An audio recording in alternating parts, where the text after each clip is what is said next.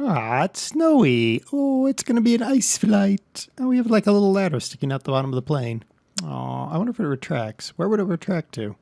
Why would you have a ladder there? Why do you need a ladder there? Oh, I guess because... Oh. Well, I guess because most people don't like to climb on things like I do. I'm like a monkey. Now American 95, 10 miles out on the ILS. American 95, Kennedy Tower, falling over 319 ahead, 1050. Hello, everybody. I'm DerTebbers. Welcome to Nantucket Island in Massachusetts and aboard our Cessna 310. This is a beautiful looking airplane, isn't it? Not. It's got that nice sleek look to it. Very nice. Very nice. And let's get inside. I decided to bring her in cold and dark. Well, not really cold and dark. I just brought it in kind of cold and dark. Not really. Let's see if I can turn it on without destroying all the things. All right, mixture up, ignition. Throttle, ignition. Okay. Control E. There we go.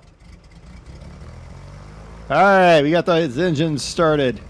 Let's check out our panels while we're on the ground here. 2 and 3 are all we get. Okay, 2 is my comm and 3 is my GPS. All right, everything else you have to do. Well, that's cool. All right, so let's close that. Look at the detail in here. It's quite the detailed interior of this aircraft.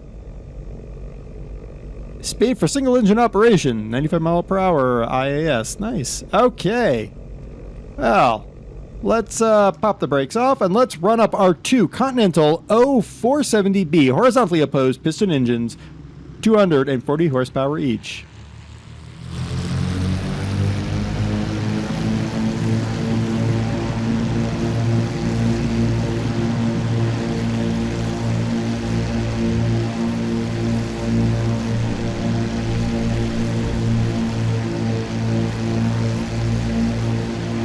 And just like that, it's in the skies. That's quite the quick takeoff there.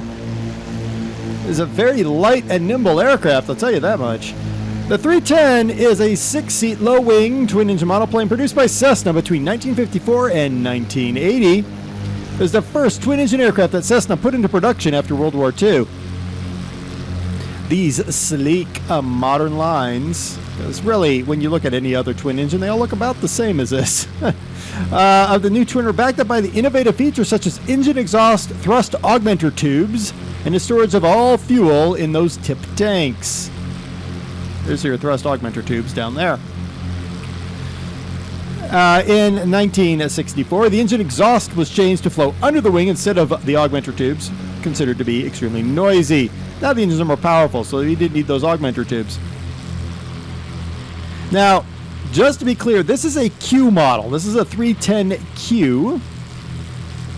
But to give you an idea of some of the history here, the 310G was certified in 1961, and it introduced the canted wingtip fuel tanks, which are still carried on this aircraft, found in the majority of Cessna twin engines, including today. They are marketed as Stabilitip tanks by Cessna because they're meant to aid stability in flight when you got the fuel all the way out on the end of the wings. It's kind of a good thing, I think.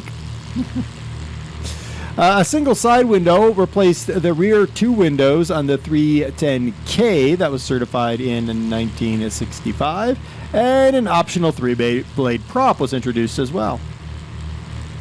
The 310 became a common charter aircraft for many air taxi firms that sprang up in the general aviation boom that followed World War II. The advantage of the 310 over its contemporaries, such as the Piper PA-23, were its speed, operating costs, and aftermarket modifications such as the Robertson Stoll Kit, which made it a popular worldwide for its bush flying characteristics. Usually when you think of bush flyers, you think of stuff like the what is that thing? The J3 Cub. You think of the Cub or the Super Cub, but this aircraft could do it as well. In fact, it could use short runways with while at the same time carrying a very large, useful load of 2,000 pounds. That's 910 kilograms or more, depending on how the aircraft is configured, at high speeds. Now, you might think, well, it's a prop plane. Yeah, but the speeds were very high because this is a piston aircraft. This is not a turboprop. In 1957, the United States Air Force selected the 310 for service as a light utility aircraft for transport and administrative support. Air Force purchased about 160 unmodified 310As with the designation of L-27A. Unofficially, I found that it was nicknamed the Blue Canoe. Later, a designation was changed to the U-3A in 1962. This aircraft has a crew of 1 man, capacity of 4 passengers. Now, you can actually get 6 in here because you notice there is a co-pilot's chair there. So technically, you could carry 5 or a co-pilot.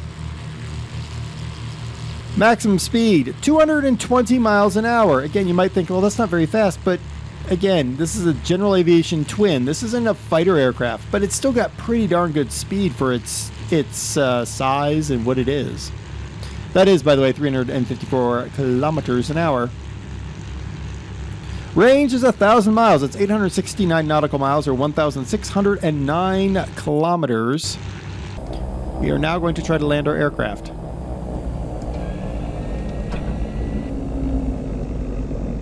This should end in disaster. Oh, wait, the runway's up ahead. Whoopsie. I was about to land on... I don't know what I was going to land on. I'll land on a thing.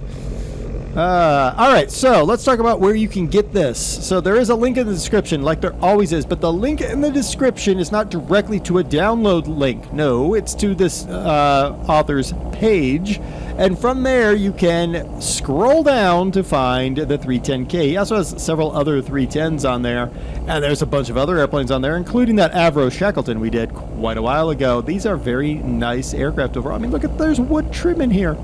Oh, he gave us wood trim.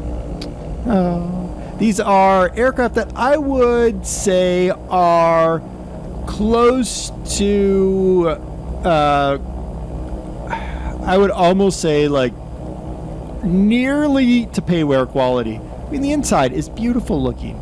You got wood trim and you've got ignitions. You can read the warnings, and no aerobatic maneuvering, including spins, are approved. I mean, you can't read that in most planes. The switches switch. The VC is the way, the virtual cockpit is the way you fly these aircraft, because he didn't include a 2D cockpit, which is perfect. We don't like 2D cockpits, do we? No, we don't. Look at that. Nice greased landing. Let the aircraft slow down. Yeah. Nice and gentle. And we've landed our aircraft. It is a very nice looking plane. I've actually directed some of these in during fly-ins, and they're really nice aircraft. Very reliable and forgiving in many respects. And being a twin, a lot of people really like twins because, well, if you have an engine out condition, usually you're going to lose like an engine, not both engines. Did I actually turn that engine off? Yes, I did. Good. There. So you lose one engine. Oh, darn, I lost an engine. Well, then I just have to apply rudder as I fly my aircraft or taxi my aircraft. So there you go. The Cessna 310. This is the Q model. You can get others on the website. Again, the website, you're going to have to scroll down to find this one. I gave you the link just to his prop page because that's all he wants you to do. So there you go. Link to his website is in the description. He has jets as well. Totally check out his jets. I've actually featured a few of them. Until next time, I've been DerTebbers. I landed a Cessna 310. You could almost call that a greased landing right there. Yeah, I did it. This plane is staying in my hangar for quite a while. Until next time, game on and be awesome, everybody. Now, where am I going to fly? I'm in Nantucket. Where would I go? Boston! I'm going to Boston. Level 1283, Kennedy Tower. Greetings. Falling heavy, Boeing 767, touching down. Caution wake turbulence from 05012, number 2, 4 right, set left. Going in 4 right, 1283, copy all. 8 Lima Bravo, traffic just north of the airport, opposite direction along the track routing. A helicopter not under defeat, DSU in sight.